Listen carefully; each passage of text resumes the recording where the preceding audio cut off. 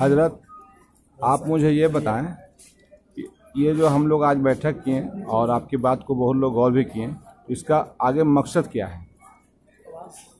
मकसद वाज़ेह है कि जिन इलाकों में बुनियादी दीनी तालीम का नस्ल नहीं है, वहाँ बुनियादी दीनी तालीम के मकासद कायम किए जाएँ और जिन इलाकों में असली तालीम के इदारे नहीं हैं उनके लिए कोशिश की जाए। इसके लिए जो सरकार का इस बड़ा एक चक्कर है, जो नॉर्म्स हैं, जो क़ानून हैं, उसको पूरा करने की कोशिश की जाए ताकि हम ज़्यादा से ज़्यादा असली तालीम के इदारे भी कायम कर सकें।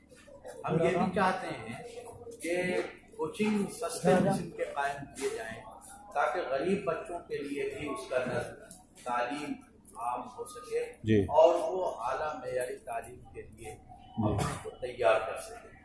और एक और मकसद ये है कि उर्दू की बका, तरवीज व इशाअत और तहफ़्फ़ुज़ के लिए अक़दाम किए जाएँ। इमारत शरिया ने पहले ही दिन से बुनियादी दीनी तालीम के नाम पर जोर दिया और उर्दू पर भी जोर दिया।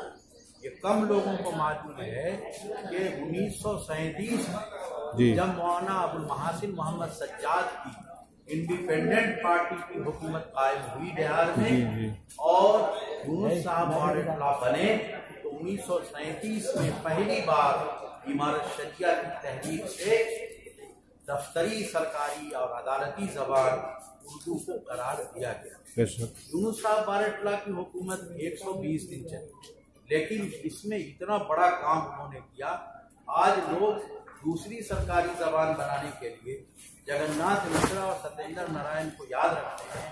एक को मीर उर्दू का खिताब दिया था मुसलमानों ने और एक को रफ़ीक़ उर्दू का, लेकिन मौलाना सज्जाद ने और इमारत शरिया ने जो सरकारी जबान, दफ्तरी सरकारी जबान बनाया, उसकी तारीफ को हम लोग भूल गए। तो आज जो ये कमेटी बनी है, इसकी काफिला फिर कहाँ जाएगी? क्या प्रखंड स्तर पे काम करेंगे या सिर्फ जिला स्तर पर? मौलाना कारी शोएब साहब दावत बरकातहू बने हैं जी, तो अब ये कमेटी के लोगों के साथ एक बैठक करेंगे और बैठक करके फिर तरीक़ेकार तय करेंगे कि हम काम को ब्लॉक सतह पर, गांव सतह तक इन तीनों कामों के लिए किस अंदाज में तहरीक करें और किस तरह काम को आगे बढ़ाएं। मैंने अपनी तकरीर में कहा है कि किसी तहरीक को कामयाब करने के लिए इत्तिला की ज़रूरत होती है और राब्ते की ज़रूरत होती है और ताउन की ज़रूरत होती है। इंफॉर्मेशन भी चाहिए, कोऑर्डिनेशन भी चाहिए, कोऑपरेशन भी चाहिए।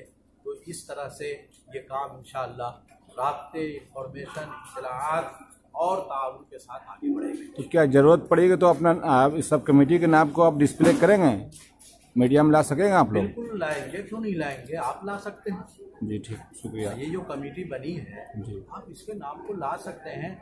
हम लोगों का कोई काम बंद कमरे का नहीं होता। बहुत अच्छी बात। हम लोग इमारत शरिया वाले खुली किताब की तरह हैं, जब चाहिए और जिस तरह चाहिए आप उसको नश्र कर सकते हैं।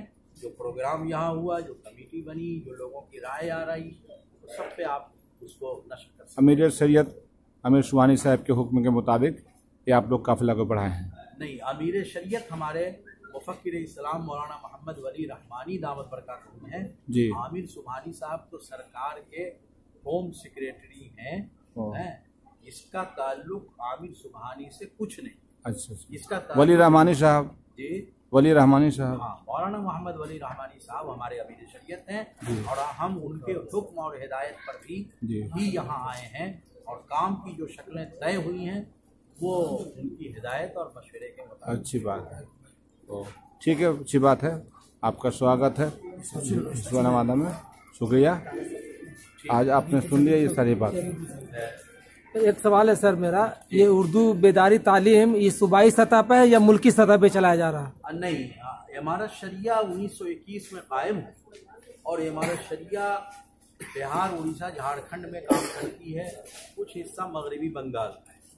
तो हम लोगों ने अभी बिहार में शुरू किया है और 20 फरवरी से हम झारखंड जाएंगे इंशाल्लाह। वहाँ भी हर ज़िला में तहरीक चलाएंगे और उसके बाद अगर मशवरा होगा तो हम उड़ीसा भी जाएंगे, वहाँ भी काम करेंगे। हमारा दायरे कार क्योंकि पूरा मुल्क नहीं है, यही 3 स्टेट है, तो अभी हम इन 3 स्टेट में काम करेंगे। इसके असरात इंशाअल्लाह पूरे मुल्क पर पड़ेंगे और उससे फायदा होगा। बहुत बहुत शुक्रिया।